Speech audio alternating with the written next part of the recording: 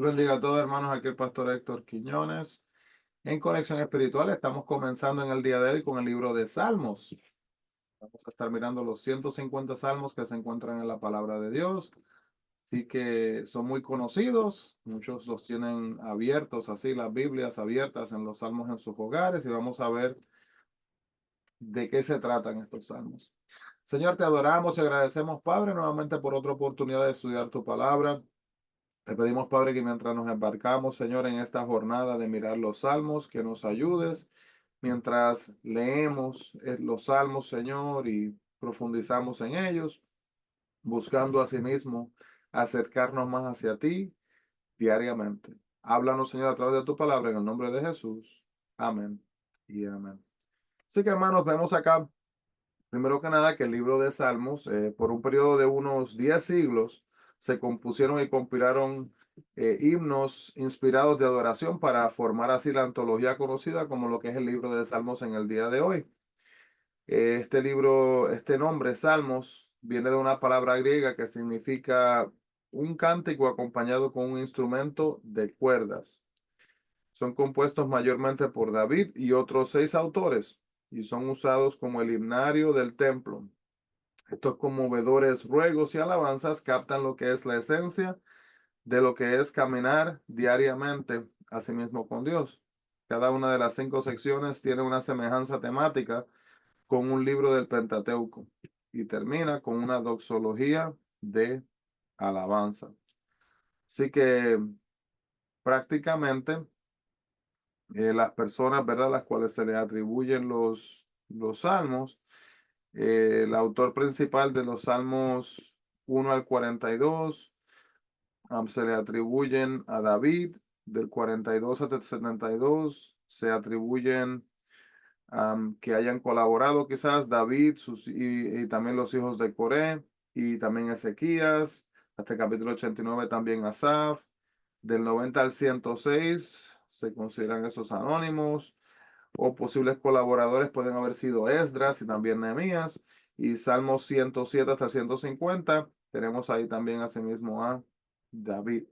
Los salmos del 1 al 41 se ven como, se conocen como lamentos y se expresan más que nada en lo que es la primera parte del Pentateuco, que es el libro de Génesis, enfocándose en la humanidad. Capítulos, el libro desde el Salmo desde el 42 hasta el 89, ahí se incluye el libro de Éxodos hasta el capítulo 72, que habla de la redención, y Levíticos de la adoración del 73 al 89. Y estos dos son conocidos como los himnos nacionales.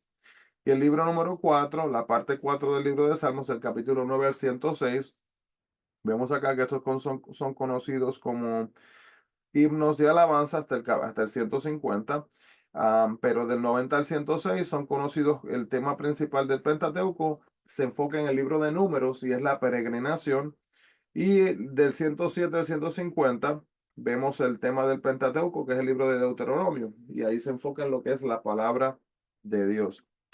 Así que vemos acá que los primeros 6 salmos sirven de introducción apropiada a todo el salterio. En ellos se aprende sobre la importancia de meditar en la palabra de Dios, también reconociendo que el Señor es el Rey y estando constantemente entregado a la oración en los tiempos buenos y en los tiempos malos. Podemos ver aquí mismo así, ¿verdad? Que podríamos permanecer firmes cuando somos la minoría. Es fácil hacer eso. Cuando todo el mundo se va para la derecha, en este caso a la izquierda, que estoy apuntando a la izquierda, se nos hace fácil ir a la derecha. Muchas veces la presión social puede ser difícil, ¿verdad? El Salmo 3, por ejemplo, es el primero de los de 14 salmos que contienen en el título una indicación de la situación histórica que llevó a David a escribirlos. La inscripción dice Salmo de David, cuando huía de delante de Absalón, su hijo. Y esto también se puede ver en 2 de Samuel 15, del 16 al 17. Esas palabras resumen el dolor de un padre, la humillación de un monarca depuesto y la caída de un gran líder militar. Cuando el hijo favorito de David, Absalón, usurpa el trono, el rey entra en uno de los periodos más lúgubres, asimismo, de su vida. Este libro de Salmos, hermanos, el propósito es proporcionar poesía para la expresión de alabanza y adoración y la confesión hacia Dios. Los autores, como dije, le leí los nombres de ellos, también las fechas en las cuales fue escritos los salmos. Fue entre los días de Moisés, alrededor de 1440 antes de Cristo, y el cautiverio en Babilonia entre el 586 antes de Cristo. El versículo clave se resume en Salmo 150, versículo 6, donde dice: todo lo que respire, alabe a Jehová. Aleluya. El personaje clave es David y el lugar clave es el templo santo, asimismo, de Dios. Vemos así que los temas principales son la alabanza, el poder de Dios, el perdón, la gratitud y la confianza. Alguien dice a veces, pero ¿y por qué debo de leer los salmos? Mire, hermano, mire estos diferentes temas que están ahí. Cuando usted quiera consuelo, puede buscar el Salmo 23. Si desea encontrarse con Dios íntimamente, puede leer el Salmo 103. Si desea aprender una nueva oración, puede leer el Salmo 136. Si desea aprender una nueva canción, puede leer el Salmo 92. Si desea aprender más acerca de Dios, puede leer el Salmo 24. Si desea comprenderse a usted mismo más con claridad, puede leer el Salmo 8. Si desea saber cómo ir a Dios diariamente, puede ir al Salmo 5. Si desea recibir perdón de pecados, Salmo 51. Si desea comprender por qué debe de leer la Biblia, lee el Salmo 119. Si desea alabar a Dios, lee el Salmo 145. Si desea saber que Dios tiene las riendas, lee el Salmo 146. Si desea dar gracias a Dios, lee el Salmo 136. Si desea complacer a Dios, lee el Salmo 15. Y si desea saber por qué debe de adorar a Dios, lee el Salmo 104. Así que mientras vemos estos tres capítulos en el día de hoy, podemos ver que primero que nada, el primer capítulo, el escritor comienza con su salmo ensalzando asimismo el gozo de obedecer a Dios y no escuchar a los que lo desacreditan o ridiculizan. Nuestros amigos o socios pueden tener una influencia profunda en nosotros, a menudo en forma muy sutil. Si insistimos en tener amistad con los que se burlan de lo que Dios considera importante, nos veremos llevados hacia el pecado y nos volveremos indiferentes a la voluntad de Dios. Podemos ver en este capítulo que Dios no juzga a la gente sobre la base de la raza, sexo o nacionalidad. La juzga sobre la base de su fe en Él y respuesta que dan a la voluntad que Él así mismo ha revelado. Los que con diligencia tratan de obedecer la voluntad de Dios son como árboles sanos que dan fruto y que tienen grandes raíces, como lo dice Jeremías capítulo 17 del 5 al 8.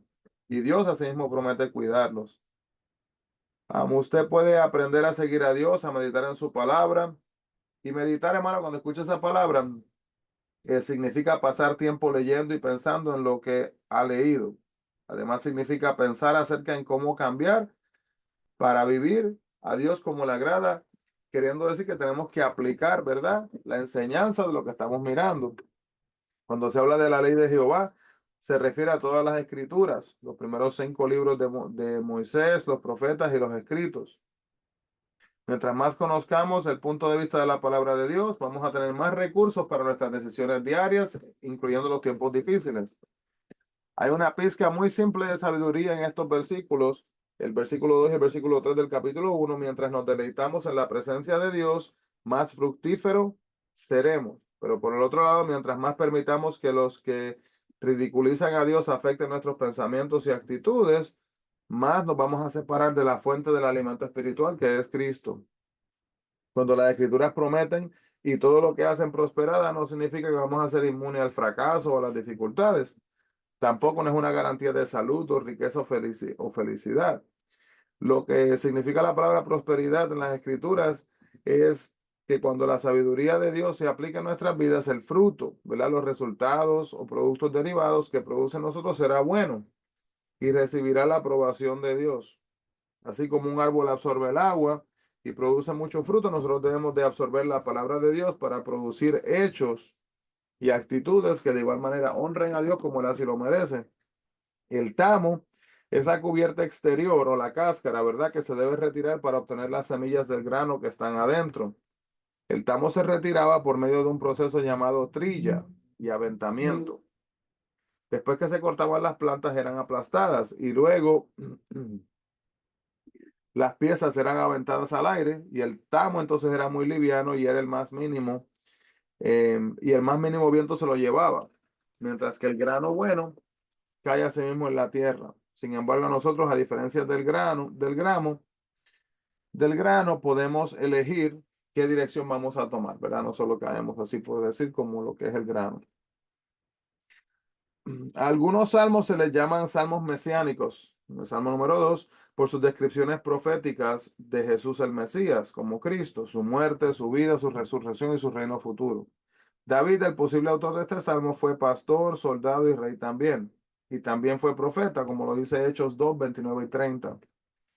Debido a que este salmo describe la rebelión de las naciones y la venida de Cristo para establecer su reino, este salmo es mencionado con frecuencia, así mismo en el Nuevo Testamento, como se puede ver en Hechos capítulo 4, 25 al 26, a capítulo 11, 33, Hebreos 1, 5, 6 y Hebreos 5, 5, Apocalipsis 2 del 26 al 27 y Apocalipsis 12, 5 y Apocalipsis 19, 15.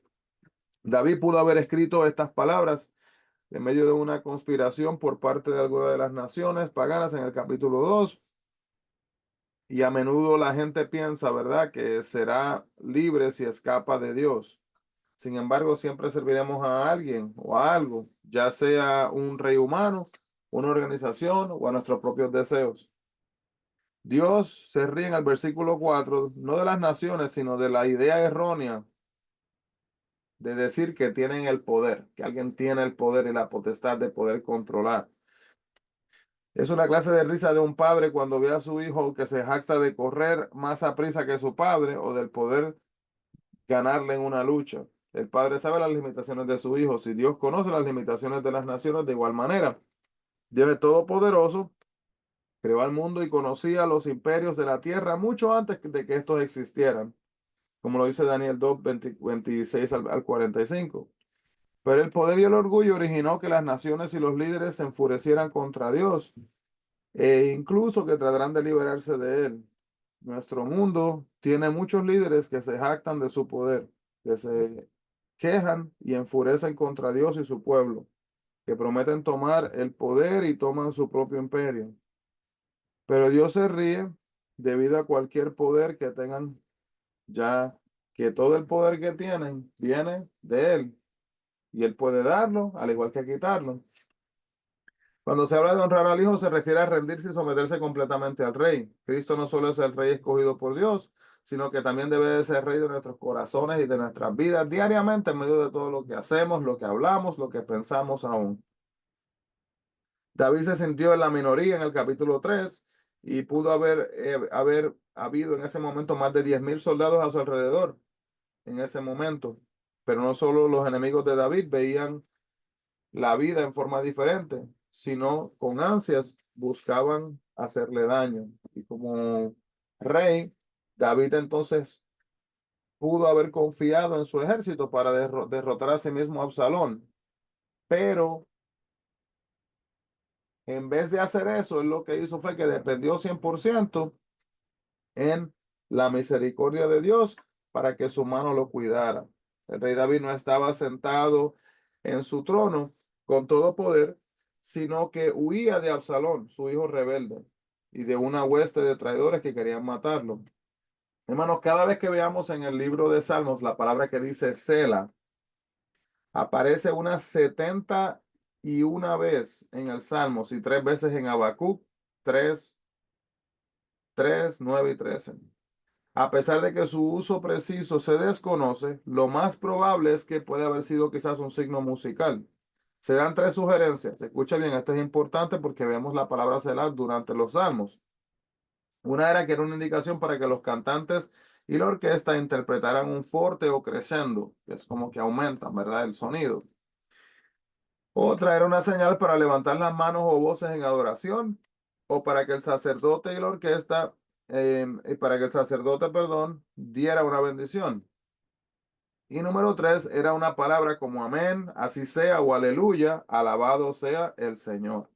Usualmente cuando se mira, se ve también como una palabra de reflexión para que cuando escuchemos o veamos la palabra Selah, podamos así mismo meditar y procesar el mensaje que estamos viendo. Cuando escuchamos, ¿verdad? Y decimos, eso es, así mismo es, amén. Pensamos en lo que se dijo y procesamos la importancia de estas palabras. Cuando se habla del Monte Santo, se está hablando del Monte Moría en Jerusalén, el lugar donde Salomón, el hijo de David, construiría así mismo el templo, como dice 2 de Crónicas, capítulo 3, versículo 1. Cuando se habla del sueño, el sueño no se concilia muy fácilmente en medio de una crisis. Y David pudo haber pasado noches en vela cuando su hijo Absalón se rebeló y reunió un ejército para matarlo. Sin embargo, dice la palabra que él durmió tranquilamente, aún en medio de la rebelión. ¿Qué marcó la diferencia? Pues David clamó a Dios y lo escuchó. Y la seguridad de una oración contestada da paz. Es más fácil dormir bien cuando aceptamos, ¿verdad? Con plena seguridad que Dios tiene las riendas de las circunstancias. Y el versículo 7 del capítulo 3 hay una descripción de la ira de Dios que puede parecer insuscitada. Sin embargo, revela el deseo de David de justicia en contra de sus perseguidores. David fue abofeteado e insultado y aquí simplemente pidió un tratamiento igual para sus enemigos. Y hace esto no por venganza personal, sino en el nombre de la justicia de Dios. Así que, hermanos, vamos a ver muchos temas en estos salmos y muchos de estos temas se van a conectar con nuestra vida diaria. Así que vamos a continuar leyéndolos y escudriñándolos y a pedirle a Dios que nos guíe. Señor, gracias, Padre, por este momento de reflexión, por este momento, Padre, en el cual hemos comenzado a leer los salmos. Te pedimos, Padre, que mientras atravesamos esta jornada, Señor, de todos estos salmos, que nos deje entendimiento, nos ayudes y que nos permita, Señor, abrir nuestros corazones para que no solamente escuchemos de estos, sino que podamos así aplicar, Señor, la enseñanza tuya. Para la gloria y la honra tuya pedimos estas cosas, mi Cristo, en el nombre de Jesús. Amén y amén. Dios le bendiga grandemente, hermanos. Bendiciones a todos y no se olviden, busquemos la presencia del Señor. Bendiciones.